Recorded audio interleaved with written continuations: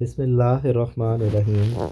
روزنامہ الفضل انٹرنیشنل، مورخہ 27 جنوری 2024 بروز ہفتہ، صفحہ نمبر 5۔ حضور صلی اللہ علیہ وسلم کی نماز تہجد کی دعائیں۔ عطیۃ العلیم، ہالینڈ۔ عربی زبان کے لحاظ سے تہجد کا مادہ ہے جیم دال ہے۔ تہجد کا لفظی معنی سو کر اٹھنا ہے۔ قرآن کریم میں یہ لفظ ایک دفعہ استعمال ہوا ہے۔ اللہ تعالیٰ فرماتا ہے وَمِنَ اللَّيْلِ فَتَہَجَّدْ بِهِ نَافِلَةً لَكَ عَسَىٰ أَن يَبْعَثَكَ رَبُّكَ مَقَامًا مَحْمُودًا، بنی اسرائیل آیت نمبر 80۔ اور رات کے ایک حصے میں بھی اس قرآن کے ساتھ تہجد پڑھا کر، یہ تیرے لیے نفل کے طور پر ہوگا، قریب ہے کہ تیرا رب تجھے مقام محمود پر فائز کر دے۔ حضور صلی اللہ علیہ وسلم نماز تہجد کا خاص اہتمام فرماتے تھے۔ آپ اس تنہائی کے موقع پر بہت دلگداز دعائیں کرتے، جن میں سے بعض کا ذکر اس مضمون میں کرنا مقصود ہے۔ رات کے پہلے 3 حصے گزر جائیں تو پھر نماز تہجد کا وقت شروع ہوتا ہے۔ رسول اللہ صلی اللہ علیہ وسلم نے فرمایا، ہمارا رب تبارک و تعالی ہر رات آسمان دنیا کی طرف نزول فرماتا ہے۔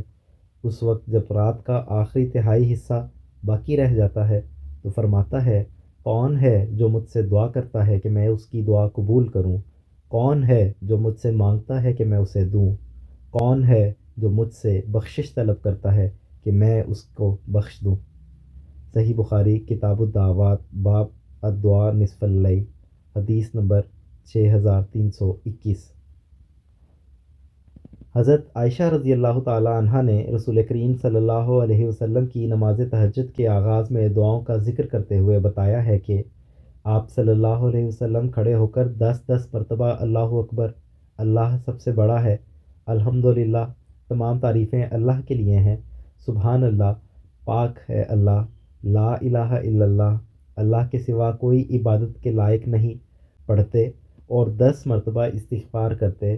اس کے بعد بعض اور دعائیں پڑھتے۔ بحوالہ خزینۃ الدعا، صفحہ نمبر 17۔ تیرے سوا کوئی عبادت کے لائق نہیں، تو پاک ہے اے اللہ، میں تجھ سے اپنے گناہوں کی بخشش طلب کرتا ہوں اور تجھ سے تیری رحمت کا طلبگار ہوں۔ اے اللہ، مجھے علم میں بڑھا اور میرے دل کو ٹیڑھا نہ کر دینا، بعد اس کے کہ تو نے مجھے ہدایت عطا فرمائی اور مجھے اپنے حضور سے رحمت عطا فرما، یقیناً تو بہت عطا کرنے والا ہے۔ ابو داؤد کتاب الادب، باب یقول الرجل اذا تعار من اللیل۔ حضرت ابن عباس رضی اللہ تعالیٰ عنہ نے بیان کیا کہ نبی کریم صلی اللہ علیہ وسلم جب رات کے وقت تہجد کے لیے بیدار ہوتے تو یہ دعا کرتے، اے اللہ، سب تعریفیں تیرے لیے ہیں، تو آسمانوں اور زمین اور جو کچھ ان میں ہے ان کا قائم کرنے والا ہے، اور سب حمد تیرے لیے ہے۔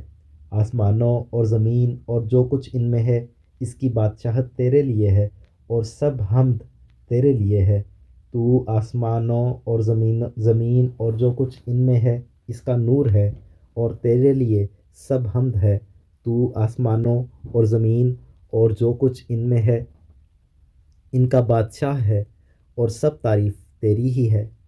تو ہی حق ہے، اور تیرا وعدہ سچا، اور تیری ملاقات برحق ہے، اور تیری بات سچی ہے، اور جنت اور دوزخ بھی برحق ہیں، اور تمام نبی بھی سچے، اور محمد صلی اللہ علیہ وسلم بھی برحق ہیں، اور قیامت برحق ہے۔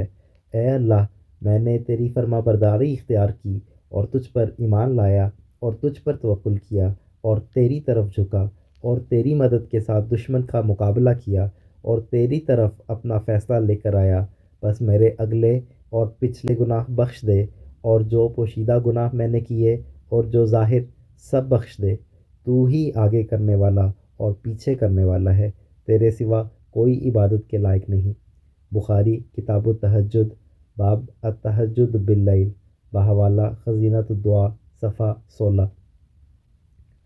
حضرت ابن عباس رضی اللہ تعالیٰ عنہ بیان کرتے ہیں کہ جب رسول کریم صلی اللہ علیہ وسلم نماز تہجد سے فارغ ہوئے، میں نے آپ کو یہ کہتے سنا، اے اللہ، میں تجھ سے تیری ایسی رحمت کا طلبگار ہوں جس سے میرا دل ہدایت پا جائے اور اس کے ذریعے میرے معاملات مجتمع ہو جائیں اور اس کے ذریعے مجھے جمعیت حاصل ہو اور اس سے میرے پوشیدہ معاملات اصلاح پذیر ہو جائیں اور میرا ظاہر رفت پکڑ جائے اور میرے عمل پاکیزہ ہو جائیں، اور تو مجھے الہام کر اور اس کے ذریعے میرے پیاروں کو متحد کر دے اور مجھے ہر قسم کی برائی سے بچا۔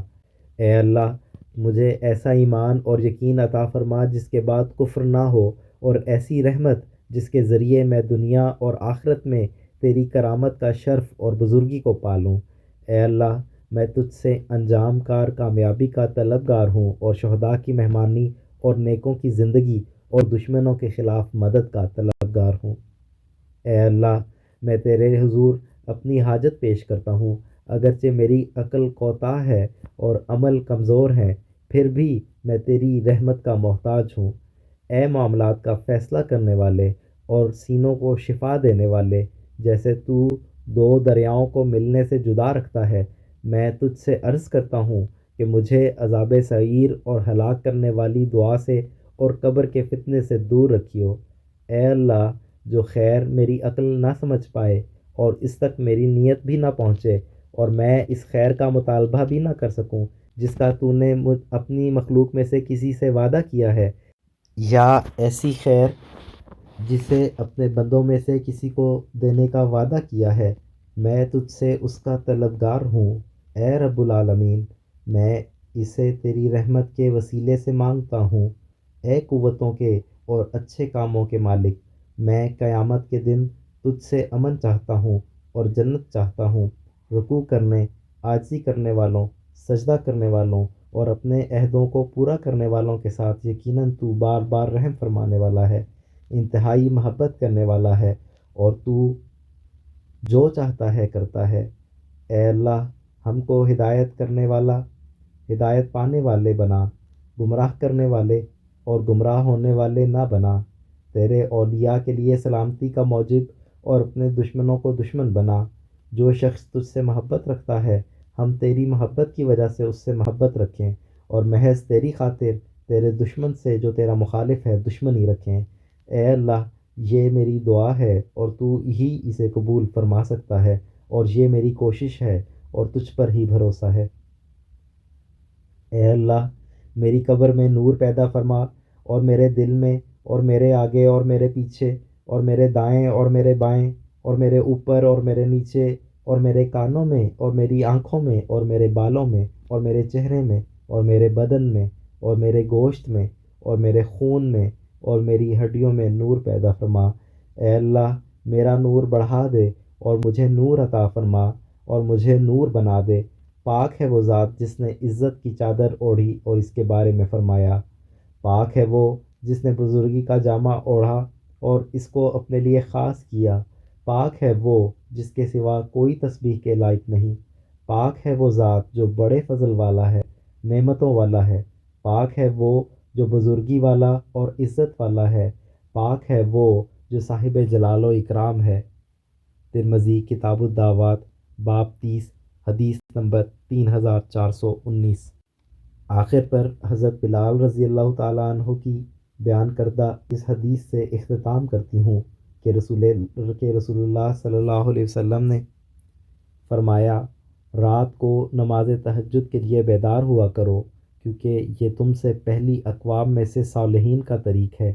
رات کا قیام اللہ تعالیٰ کی قربت عطا کرتا ہے اور گناہوں سے روکتا ہے اور برائیوں کو مٹاتا ہے اور جسمانی تکالیف سے محفوظ کرتا ہے۔